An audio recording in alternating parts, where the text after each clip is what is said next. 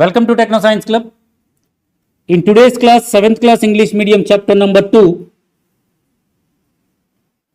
Nutrition in animals అనేటటువంటి చాప్టర్లో ఈరోజు నేర్చుకోబోయేటటువంటి అంశం డైజెషన్ ఇన్ హ్యూమన్స్, మానవులలో డైజెషన్ అరుగుదల ఏ విధంగా జరుగుతుంది అనేటటువంటి అంశాన్ని ఈరోజు మనం కొన్ని ఇంట్రెస్టింగ్ పీడిఎఫ్లు ఉపయోగించి నేర్చుకోవడానికి ప్రయత్నం చేద్దాం.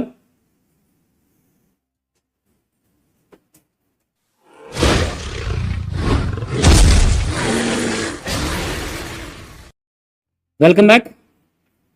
7th class English medium nutrition in యానిమల్స్లో ఈరోజు మనం చూసేటటువంటి టాపిక్ వచ్చేటప్పటికే డైజెషన్ ఇన్ హ్యూమన్స్.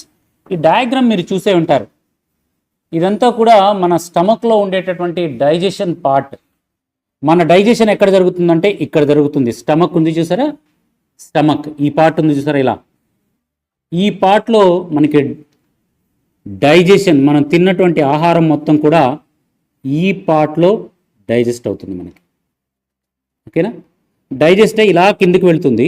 దీన్ని చిన్న ప్రేగులు అంటారు, ఇంటెస్టైన్ అని చెప్తాం. స్మాల్ ఇంటెస్టైన్ ఇది, లార్జ్ ఇంటెస్టైన్ ఇది. స్మాల్ ఇంటెస్టైన్, లార్జ్ ఇంటెస్టైన్ దీంట్లోకి వెళ్తుంది. స్మాల్ ఇంటెస్టైన్లోనేమో ఎనర్జీ ఏదైతే ఫుడ్ ఉంటుందో అది బ్లడ్లో కలిపేయబడుతుంది. లార్జ్ ఇంటెస్టైన్లోకి వేస్ట్ వెళ్తుంది. ఆ వేస్ట్ మరలా మనము పొద్దున్నే ఆ వేస్ట్ని బయటకు పంపించేస్తాం. ఇది మొత్తం కూడా ఎక్కడి నుంచి స్టార్ట్ అవుతుందంటే మౌత్ నుంచి స్టార్ట్ అవుతుంది. చూడండి, మన మౌత్ నుంచి స్టార్ట్ అవుతుంది. సెలైవా గ్లాండ్స్ ఉంటాయి మౌత్ లోపల. సెలైవా అంటే ఉమ్మి. మన లోపల మనం ఏమి వాటర్ తాగకపోయినా కూడా తడి తడిగా ఉంటుంది. కారణం ఏంటో తెలుసా? సెలైవా, ఉమ్ము అంటాం మనం, అవునా? ఈ సెలైవా అనేది ప్రొడ్యూస్ చేసేటటువంటి గ్లాండ్స్ ఉంటాయి, రెండు కనపడవు కానీ చిన్న చిన్న గ్రంథులు అంటారు వాటిని, గ్లాండ్స్. ఆ గ్లాండ్స్ నుంచి ఎప్పుడు కూడా సెలైవా బయటకు వస్తూ ఉంటుంది నోటి లోపల. దానితో పాటుగా పళ్ళు ఉంటాయి మనకి, బకల్ క్యావిటీ అంటారు.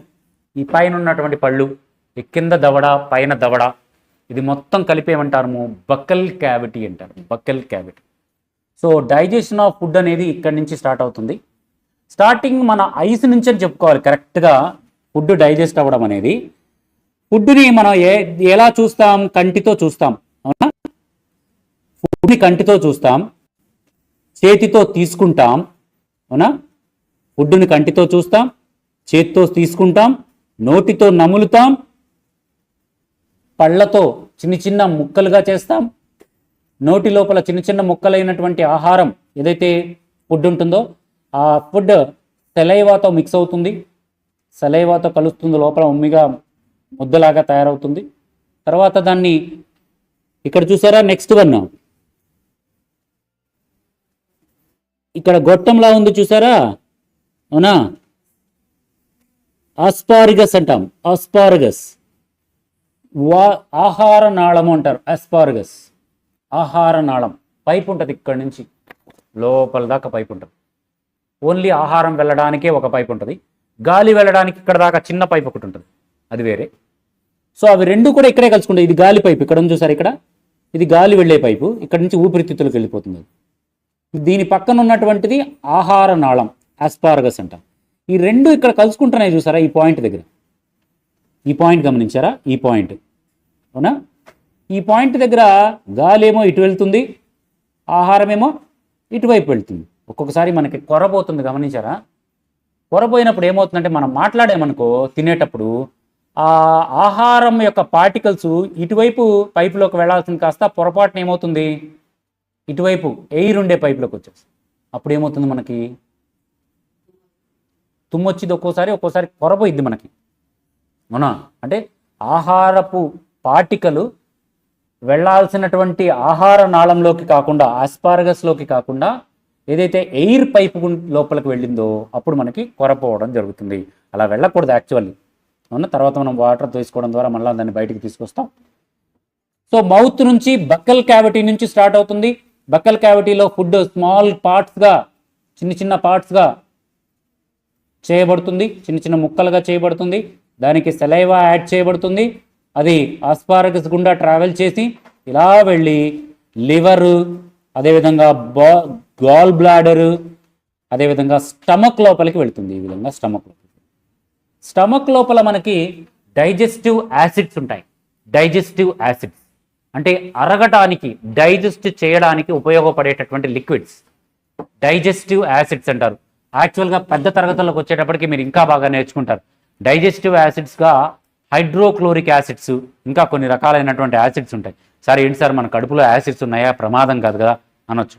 కానీ ఆ యాసిడ్స్ మనకు ప్రమాదం కలిగించే అంత శక్తివంతమైన యాసిడ్స్ కాదు. మనం తిన్నటువంటి ఆహారాన్ని డైజెస్ట్ చేయడానికి ఉపయోగపడతాయి, కానీ హెల్ప్ చేస్తాయి, కానీ మనకు ఎలాంటి హాని కలిగించాం. అలాంటి యాసిడ్స్ ఈ స్టమక్ లోపల ఉంటాయి. స్టమక్ లోపల ఉన్నటువంటి యాసిడ్స్ మనం తీసుకున్న ఫుడ్ని ఇంకా చిన్న చిన్న భాగాలుగా చేస్తాయి. మనం నవ్వలేం కదా, ఆ నవిలిన భాగాలు మొత్తం కూడా స్టమక్లోకి వెళ్ళిన తర్వాత ఇంకా చిన్న చిన్న భాగాలు అయ్యి జ్యూస్ లాగా తయారవుతుంది. బాగా డైజెస్ట్ అయిపోతుంది, జ్యూస్ లాగా తయారవుతుంది. ఆ జ్యూస్లో నుంచి ఆ జ్యూస్ డైరెక్ట్గా స్మాల్ ఇంటెస్టైన్, ముందుగా ఇది ప్యాంక్రియాస్ లోపలికి వెళ్తుంది. ప్యాంక్రియాస్, కాలేయము అంటారు. ప్యాంక్రియాస్, కాలేయము అంటారు. ఈ కాలేయం లేదా ప్యాంక్రియాస్ గుండా వెళ్ళి దాని నుంచి స్మాల్ ఇంటెస్టైన్లోకి వెళ్తుంది. స్మాల్ ఇంటెస్టైన్ ఇది మొత్తం ఏంటమ్మా, ఈ మధ్యలో ఉన్నది. పైపులుగా ఉంది చూసారా, కొన్ని కిలోమీటర్ల పొడవు ఉంటుంది మన కడుపులో ఉన్న స్మాల్ ఇంటెస్టైన్. పైపులు చాలా పొడవు ఉంటాయి, కానీ లోపల చుట్లు పట్టుకుంటాయి. ఆ స్మాల్ ఇంటెస్టైన్ లోపలికి మనం జ్యూస్ లాగా తయారైనటువంటి ఫుడ్ వెళ్తుంది. వెళ్ళి లోపల ఉన్నటువంటి స్మాల్ ఇంటెస్టైన్ ఏం చేస్తుందంటే ఆ ఫుడ్లో ఉన్నటువంటి జ్యూస్ మొత్తాన్ని అబ్జార్బ్ చేసుకుంటుంది, పీల్చుకొని ఈ జ్యూస్ మొత్తాన్ని శక్తివంతం, మనకు కావాల్సింది అయ్యేగా విటమిన్స్, ఫ్యాట్స్, కార్బోహైడ్రేట్స్ ఇవన్నీ ఉంటాయి కదా దాంట్లో ఫుడ్లో, వాటన్నింటినీ తీసుకెళ్ళి బ్లడ్లో కలిపేస్తుంది. ఇక మిగిలిపోయిన పిప్పి ఉంది చూసారా, మొత్తం పీల్చేయగా పిప్పి ఉంటుంది. ఆ పిప్పి స్మాల్ ఇంటెస్టైన్ నుంచి లార్జ్ ఇంటెస్టైన్కి వెళ్తుంది. చుట్టూ ఉంది చూసారా లార్జ్ ఇంటెస్టైన్, పెద్ద పైపు, చుట్టూ పెద్ద పైపు ఉంది, దాన్ని లార్జ్ ఇంటెస్టైన్ అంటాం. ఈ లార్జ్ ఇంటెస్టైన్లోకి వెళ్ళి బయట విసర్జింపబడుతుంది. బయటకు మనకి టైం మనం బాత్రూంలోకి వెళ్ళి విసర్జిస్తాం. సో ఇది బ్రీఫ్గా డైజెషన్ గురించి. ఇక్కడ టెక్స్ట్ బుక్లో ఇచ్చిన దాని ప్రకారం చూడండి, substances of food into simple once, the digestive tract. ఈ మొత్తాన్ని ఏమంటాము, డైజెస్టివ్ ట్రాక్ అంటాం. ఈ మొత్తాన్ని ఎక్కడి నుంచి, బకల్ క్యావిటీ నుంచి, నోటి నుంచి. బకల్ క్యావిటీ అంటే పై దవడ, కింద దవడ, పళ్ళుంటాయే, దీన్ని బకల్ క్యావిటీ అంటాం. ఇది మొత్తాన్ని బకల్ క్యావిటీ నుంచి స్వెట్ గ్లాండ్, సలైవా గ్లాండ్, దాని కింద ఉన్నటువంటి ఆస్పార్గస్, బాగా నవ్వులుతుంది, తర్వాత ఇలా వెళ్తుంది. ఈ పార్టు ఆస్పార్గస్ కానీ, అదేవిధంగా లివర్ కానీ, గాల్ బ్లాడర్ కానీ, స్టమక్ కానీ, ప్యాంక్రియాస్ కానీ, స్మాల్ ఇంటెస్టైన్ కానీ, లార్జ్ ఇంటెస్టైన్తో మనకి డైజెషన్ అనేది పూర్తవుతుంది. ఈ మొత్తం భాగాలన్నింటినీ ఒక ట్రాక్ లాగా ఉందా, ఫస్ట్ ఇది, దాని తర్వాత ఇది, దాని తర్వాత ఇది, ఒక ట్రాక్ లాగా వరుసగా ఉన్నాయా?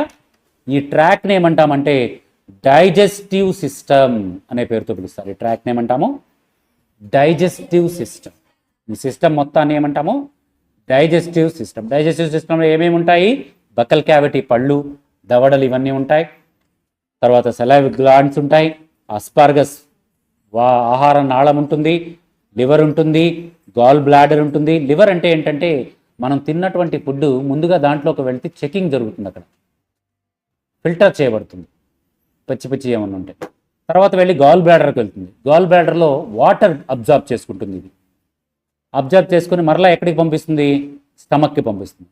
స్టమక్ బాగా ఫిల్టర్ చేసి దాన్ని బాగా గుజ్జులాగా చేసి ఈ రెండింటికి పంపించి ఫిల్టర్ అయిన తర్వాత స్మాల్ ఇంటెస్టైన్కి పంపిస్తుంది. స్మాల్ ఇంటెస్టైన్ వాటి మొత్తాన్ని అబ్జార్బ్ చేసుకుని గట్టిగా ఉన్నటువంటి పిప్పి మొత్తాన్ని దేనికి పంపిస్తుంది, లార్జ్ ఇంటెస్టైన్కి పంపిస్తుంది.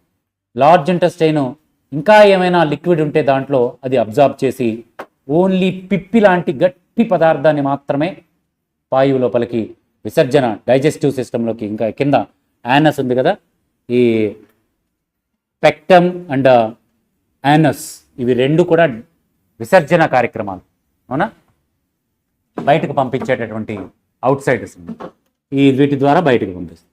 ఓకేనా, ఇది మొత్తం సిస్టమ్ని ఏమంటాము, డైజెస్టివ్ సిస్టమ్ అంటాం. The mouth and buckle cavity, ఒక్కొక్క దాని గురించి వివరంగా నేర్చుకుందాం. చూడండి, food is taken in to the body through mouth, mouth ద్వారా తీసుకుంటాం. The process of taking food in to mouth, ఫుడ్ని మౌత్ లోపల తీసుకునేటటువంటి ప్రాసెస్ని ఏమంటారంటే, చూడండి ఇక్కడ the process of taking food through mouth is called injection. ఏమంటారు అలా తీసుకోవడాన్ని? ఇంజెక్షన్. ఇంటర్వెల్కి లేదా ఇప్పుడే భోజనం చేస్తారు, మీరు నోట్లో పెట్టుకున్నారా?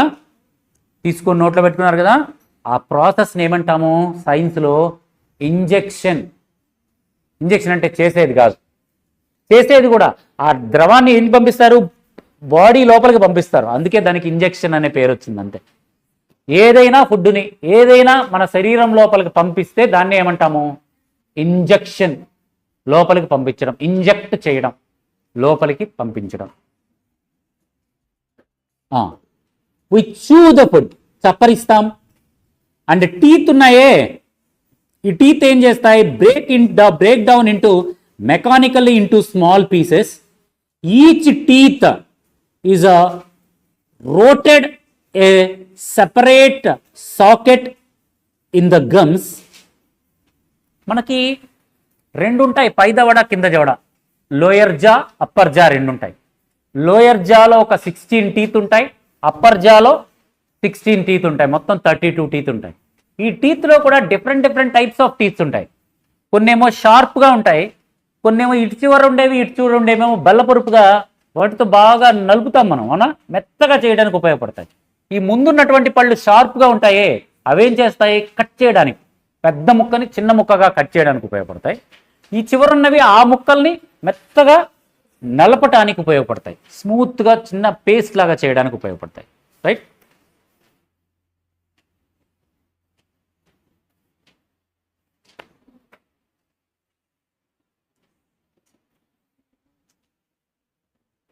ఈ విధంగా డిఫరెంట్ టైప్స్ ఆఫ్ టీత్స్ ఉంటాయమ్మా. వాటికి డిఫరెంట్ నేమ్స్ కూడా ఉంటాయి, వాటికి డిఫరెంట్ పని కూడా ఉంటుంది. ఒక చిన్న యాక్టివిటీ చూడండి, activity 2.2. Wash your hands, look in to the mirror and count your teeth. మీ టీత్ని కౌంట్ చేసుకుని ఇంటికి వెళ్ళిన తర్వాత ఫస్ట్ యువర్ ఇండెక్స్ ఫింగర్, మీ ఇండెక్స్ ఫింగర్తో 1 2 3 4 అని కౌంట్ చేయండి. ఇంటికి వెళ్ళినాక ఎన్ని ఉన్నాయో చెప్పండి మీకు. సో మొత్తం మీద ఇక్కడ feel the teeth, how many kinds of teeth are there. ఎన్ని రకాలు ఉన్నాయో కూడా రేపు మీరు కౌంట్ చేసి చెప్పాలి. ఎన్ని రకాలు ఉంటాయి? దాదాపు మెయిన్గా 3 టైప్స్ ఉంటాయమ్మా. ఒకటి కట్టింగ్ అండ్ బైటింగ్ టీత్, రెండవది piercing and tearing teeth. Piercing and tearing అంటే చీల్చటానికి. ఇప్పుడు పెద్ద లెగ్ పీస్ తెచ్చారు, ఏం చేస్తుందని? చీలుస్తుందని, అవునా? ఈ చీల్చడానికి ఉపయోగపడే పళ్ళు ఇవి మెయిన్గా పోపుగా ఉంటాయి కదా, అవన్నమాట. రెండిట్లో ఉంటాయి, అప్పర్ జాలో ఉంటాయి, లోయర్ జాలో కూడా ఉంటాయి. ఆ పళ్ళు ఉపయోగించి ఆహార పదార్థాన్ని ముక్కలుగా చీలుస్తాం మనం, టేరింగ్ అంటాం మనం. అదేవిధంగా ఇంకొక రకమైన పళ్ళు ఏంటంటే చూయింగ్ అండ్ గ్రైండింగ్ టీత్. ఈ చివర ఉంటాయి, బల్ల పొరుపుగా ఉంటాయి, ఇంత లవ్గా. ఆ పళ్ళని ఏమంటాము? చూయింగ్ లేదా గ్రైండింగ్. బాగా రుబ్బుతాయి అన్నమాట, అని కదా, రుబ్బుతాయి. ఇలా 3 రకాల టీత్ ఉంటాయి. మీరు చేయాల్సిన పని ఏంటంటే ఈ 3 రకాల టీత్, కట్టింగ్ ఉపయోగించే టీత్ ఇక్కడ ఉంటాయి చూడండి ఒకసారి. ఇటు పైన 2 ఉంటాయి కటింగ్ టీత్, 2 కాదు 3 ఉంటాయి అనుకుంటా, 4 ఉంటాయి. 4 కటింగ్ టీత్ ఉంటాయి పైన జాలో, కింద జాలో కూడా 4 కటింగ్ టీత్ ఉంటాయి. ఆ 4 కటింగ్ టీత్కి పైన కింద 2 కింద 2, అప్పర్ జాలో 4 లోయర్ జాలో 4 ఉంటాయి, అవునా? 4 ఉంటాయి. దాని పక్కనే కింద టీరింగ్ టీత్ ఉంటాయి, అటువైపు 2 ఇటువైపు 2 ఉంటాయి. పైన ఒకటి ఇటువైపు ఒకటి ఇటువైపు ఒకటి కోపుగా ఉంటాయి. గమనించండి ఇక్కడ, ఇది ఒకటి కోపుగా ఉంటుంది, ఇటువైపు ఒకటి ఉంటుంది ఇటువైపు ఒకటి ఉంటుంది, కింద ఒకటి ఉంటుంది ఇటు కింద ఒకటి ఉంటుంది. మొత్తం 4 ఉంటాయి. అప్పర్ జాలో 2 లోయర్ జాలో 2 ఎలాంటి టీత్ ఉంటాయి? Tearing teeth. అదే ఇటువైపు ఉన్నాయి చూయింగ్ లేదా గ్రైండింగ్ టీత్. ఎన్ని ఉంటాయి? దాదాపు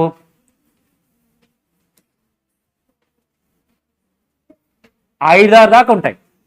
ఎన్ని ఉంటాయి కౌంట్ చేయండి తర్వాత, మీరు కౌంట్ చేసి పైన జార్లో 5-6 ఉంటాయి, ఇటువైపు 5-6 ఉంటాయి, ఇటువైపు 5-6 ఉంటాయి. మొత్తం ఇది ఇటు ఒక 10 ఇటు ఒక 10 ఉంటాయి అన్నమాట. 10-12 దాకా ఉంటాయి. ఒక జాలో అప్పర్ జాలో 12-13 ఉంటాయి, లోయర్ జాలో 12-13 ఉంటాయి. మొత్తానికి అవి ఏం చేస్తాయి? గ్రైండ్ చేస్తాయి. సో మనకున్నటువంటి టీత్ కూడా డిఫరెంట్ టీత్ ఉంటాయమ్మా మనకి. ఒక్కొక్క టీత్ ఒక్కొక్క రకమైన పని చేస్తుంది. ఇక్కడ చూడండి, ఇక్కడ చూపించారు మీకు, మర్చిపోయా. ఇదిగో చూడండి, డిఫరెంట్ టీత్ ఉంటాయి చూడండి ఇక్కడ. ఇవిగో ఫస్ట్ 4 ఉంటాయి చూసారా, వాటి పేర్లు ఏంటంటే, ఫస్ట్ వాటి కట్ చేసే టీత్ అవి. ఆ కట్ చేసే టీత్ని ఇన్సిసార్స్ అంటారు. దాని పక్కన కోపుగా ఉంటాయి 2, ఇదొకటి కోపువి, దాన్ని కానియన్స్ అంటారు. కానియన్స్ కింద ఉంటాయి అన్నమాట, కానియన్స్ పైన కూడా అంతే ఉంటాయి సేమ్. దాని పక్కన ఒక 2 ఉంటాయి, అవి నవిలేవి కాదు, గ్రైండ్ చేసేవి కాదు, ఇంకొంచెం చిన్న పీసెస్ చేస్తుంటాయి ఇటువైపు. ఆ కోపు పన్నుకి పక్కన 2 ఉంటాయి, ఇటువైపు 2. ఆ తర్వాత మెత్తటి ఉంటాయి మళ్ళా. ఆ ఇటువైపు 2 ఉంటాయి, ఇటువైపు 2 ఉంటాయి, మొత్తం 4 ఉంటాయి. దీన్ని ప్రీమోరల్ టీత్ అంటాం. ప్రీమోరల్ టీత్ మొత్తం 4 ఉంటాయి ఒక్కొక్క జాలో. అదే చివర 3 ఉంటాయి, ఇటువైపు 3 ఉంటాయి, ఇటువైపు 3 ఉంటాయి. ఆ 6 ఏమి చేస్తాయి, కింద 6 ఉంటాయి, పైన 6, మొత్తం 12 ఉంటాయి. ఆ 12 ఏంటంటే గ్రైండింగ్ టీత్, వాటిని మోలార్ టీత్ అంటారు. అవి బాగా రుబ్బుతాయి, మ్యాచ్ చేస్తాయి.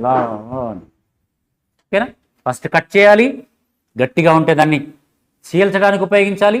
దాని తర్వాత ఉన్నవి ఇంకొక చిన్న ముక్కలుగా చేయాలి, కట్టింగ్ చేయాలి చిన్నగా. తర్వాత ఆ పక్కనున్న పళ్ళకి వేస్తారు. అవి ఏం చేస్తాయి, అవి బాగా మెత్తగా రుబ్బుతాయి. సో ఒక్కొక్క రకమైన పన్ను ఒక్కొక్క రకమైన పని చేస్తుంది. ఎన్ని ఉంటాయి పళ్ళల్లో, ఎన్ని ఉంటాయి ఏంటి అనేది ఇక్కడ మీకు ఇవ్వడం జరిగింది. రైట్, టేబుల్లో కూడా మీరు సొంతగా ఈ టేబుల్ని ఫిల్ చేయాలి. ఇప్పుడు నేను ఈ చెప్పినటువంటి డయాగ్రామ్ ఆధారంగా మీరు సొంతగా ఇవి ఫిల్ చేయాలి. First cutting teeth. Cutting teeth ఏవి ఉంటాయమ్మా, ఈ ఫస్ట్ 4, పైన 4, కింద 4, మొత్తం 8 ఉంటాయి. లోయర్ జాలో 4, అప్పర్ జాలో 4, మొత్తం టోటల్ 8 కట్టింగ్ టీత్. దాని తర్వాత ట్రీజింగ్ అండ్ టీరింగ్ టీత్ ఉన్నాయి. అవి ఎన్ని ఉంటాయంటే, ఈ కోపుగా ఉండేవి 2, పక్కన ఇటు 2 ఉంటాయి. మొత్తం ఎన్ని, 6. ఇవి 2, ఇవి చూడండి, నేను చూపిస్తాను మీకు. ఈ కోపుగా ఉండేది ఒకటి, దాని పక్కనున్న ఇవి 2, మొత్తం ఎన్ని, 4, 5, 6. ఈ 6నే ఏమంటాము, కింద 6 ఉంటాయి, లోయర్ జాలో 6 ఉంటాయి, అప్పర్ జాలో 6 ఉంటాయి. ఇవి లోయర్ జాలో 4 ఉంటాయి, అప్పర్ జాలో 4 ఉంటాయి. ఇవి మొత్తం 8, ఇవి మొత్తం 12.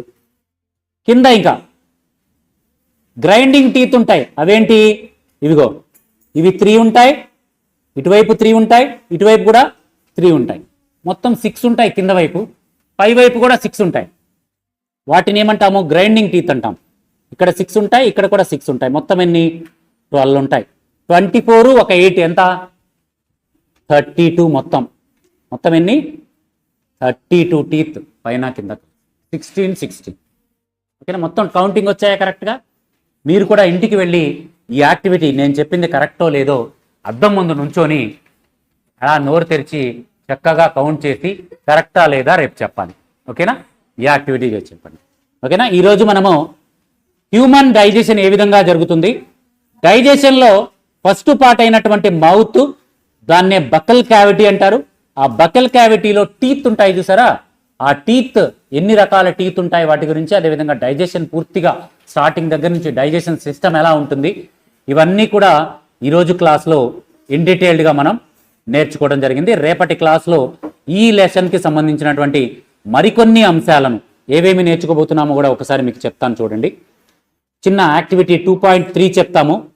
దాంట్లో మనకు సెలైవా స్టార్చ్ దేనికి ఉపయోగపడుతుంది, ఈ పళ్ళలో రకాలు, వీటి గురించి ఆల్రెడీ చూసాము. ఇంకొంచెం వివరంగా చెప్పుకుందాం దాని గురించి. అదేవిధంగా నాలుక గురించి, నాలుకలో టేస్ట్ బడ్స్ ఉంటాయి, డిఫరెంట్ టేస్ట్స్ కనిపిస్తున్నాయంటే నాలుక దానికి కారణం.